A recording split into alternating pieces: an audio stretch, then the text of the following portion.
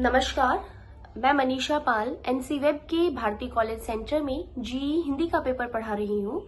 मैं second year के section A और सेक्शन बी के विद्यार्थियों को हिंदी गद्य का उद्भव और विकास हिंदी का पढ़ा रही हूँ। यह पेपर उन बच्चों को पढ़ना है जिन्होंने 12वीं कक्षा तक हिंदी विषय के रूप में पढ़ी है। अगर कोर्स की बात करें तो यह टोटल 4 क्रेडिट का कोर्स है, जिसमें 3 लेक्चर और 1 ट्यूटोरियल है। टोटल यह पेपर जो है 4 यूनिट्स में बटा हुआ है।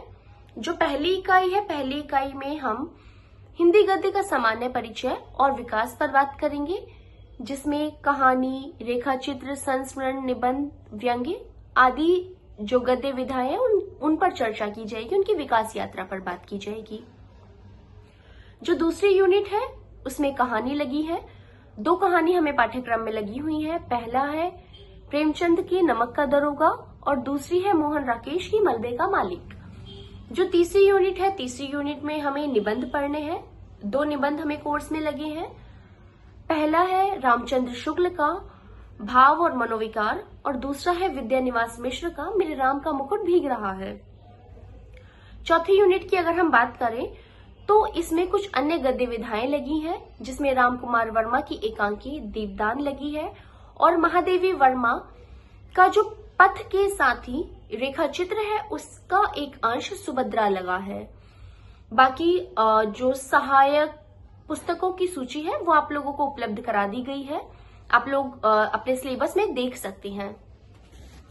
इसी के साथ मैं सेकेंड ईयर के यानी तृतीय सेमेस्टर के बच्चों को सेक्शन ए को एईसी हिंदी का पेपर भी पढ़ा रही हूँ, जिसमें मैं व्यवहारिक हिंदी क पढ़ा रही हूँ। यह उन बच्चों को पढ़ना है जिन्होंने 12वीं क्लास तक जो है हिंदी विषय के रूप में पढ़ी है।